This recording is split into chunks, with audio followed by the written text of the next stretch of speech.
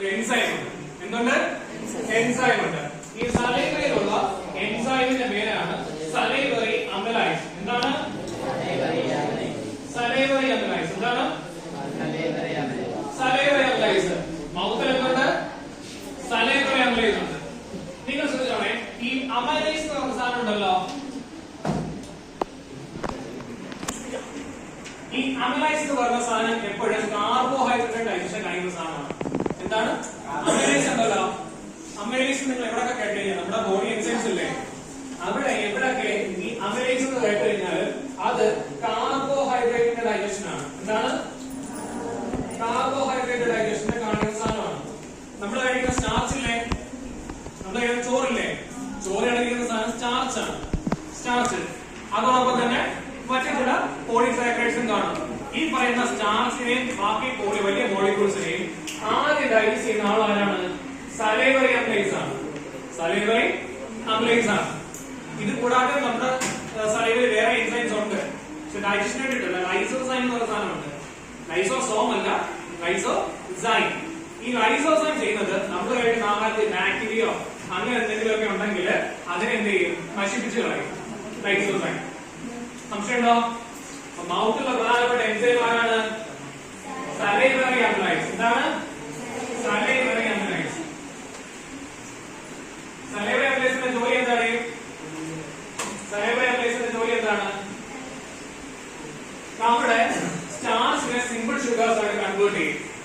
സ്റ്റാർച്ചിനെ simple sugars ആയിട്ട് convert ചെയ്യും. സംശയമുണ്ടോ? മൗത്ത് സലൈവറി അമലൈസ് സ്റ്റാർച്ചിനെ കൺവേർട്ട് ചെയ്യും. ഇനി അത് കഴിഞ്ഞാൽ നേരെ പോകുന്ന സ്ഥലം എവിടേക്കാണ്? ഈസോഫാഗസിലേക്കാണ്. എവിടേക്കാണ്? ഈസോഫാഗസ്. ഈ പറയുന്ന ഈസോഫാഗസിനെയാണ് നമ്മൾ എന്തെന്ന് പറയുന്നത്?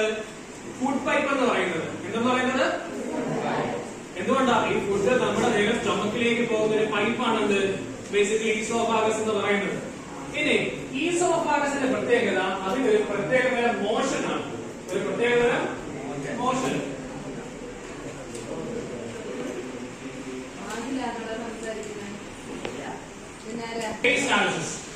ഈ പേസ് അറിയാമോ? ഇത് ഒരു വേവ് ലൈക്ക് മോഷൻ ആണ്. എന്താണ്? വേവ് ലൈക്ക് മോഷൻ ആണ്. അതായത് പതിയെ പതിയെ ഓരോരോ ഉരുളയായിട്ട്, കൃത്യമായ ഉരുളയെന്ന് പറഞ്ഞാൽ ആ ഒരു വലിപ്പമുണ്ടല്ലോ, ഓരോ വട്ടം സ്വാളോ ചെയ്യുന്ന ഫുഡ് പതിയെ ഓരോരോ ബോളായിട്ട് എന്ത് ചെയ്യും? നമ്മുടെ ഈ ഒരു ഈസോഫാഗസ് വഴി സ്റ്റൊമക്കിലേക്ക് പോകും. എവിടേക്ക് പോകും? സ്റ്റൊമക്കിലേക്ക് പോകും. ഓക്കെ, ഈസോഫാഗസിന്റെ ജോലി എന്താണ്? Transport food from mouth to stomach. ആ മോഷൻ പറഞ്ഞ പേരെന്താണ്? പെരിസ്റ്റാൾസിസ്. എന്താണ്? പെരിസ്റ്റാൾസിസ്. അവിടെ ഡൈജഷൻ എന്തെങ്കിലും ഉണ്ടോ? ഇല്ലല്ലോ.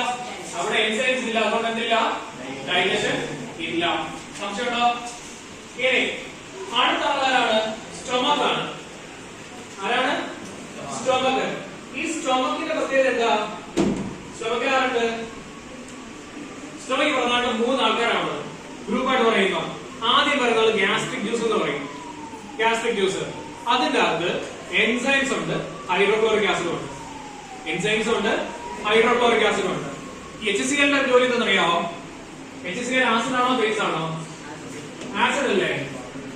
ആസിഡ് അല്ലടാ, അല്ലേ? HCl ആസിഡ് അല്ലേ? നിങ്ങൾ pH കേട്ടിട്ടുണ്ടോ? ഈ സ്റ്റൊമക്കിലെ ഡൈജഷൻ നടക്കണമെങ്കിൽ ആര് വേണം? എൻസൈംസ് വേണം. ഈ എൻസൈംസിന് വർക്ക് ചെയ്യണമെങ്കിൽ അവിടെ അസിഡിക് ആയിരിക്കും. മനസ്സിലായോ? സ്റ്റൊമക്കിലെ എൻസൈംസിന് വർക്ക് ചെയ്യണമെങ്കിൽ കണ്ടീഷൻ എന്തായിരിക്കണം? അസിഡിക് ആയിരിക്കണം. അതിനു വേണ്ടിയിട്ട് നമ്മുടെ സ്റ്റൊമക്കിൽ ആരുണ്ട്? HCl ഉണ്ട്. HCl ഉണ്ട്. ജോലി എന്താണ്? സ്റ്റൊമക്കിന്റെ pH അസിഡിക് ആക്കുക. സ്റ്റൊമക്കിന്റെ pH അസിഡിക് ആക്കുക. ഇനി രണ്ടാമത് ഈ അസിഡിക് pH വർക്ക് ചെയ്യുന്ന എൻസൈംസ് ഉണ്ട്. അസിഡിക് pH വർക്ക് ചെയ്യുന്ന എൻസൈം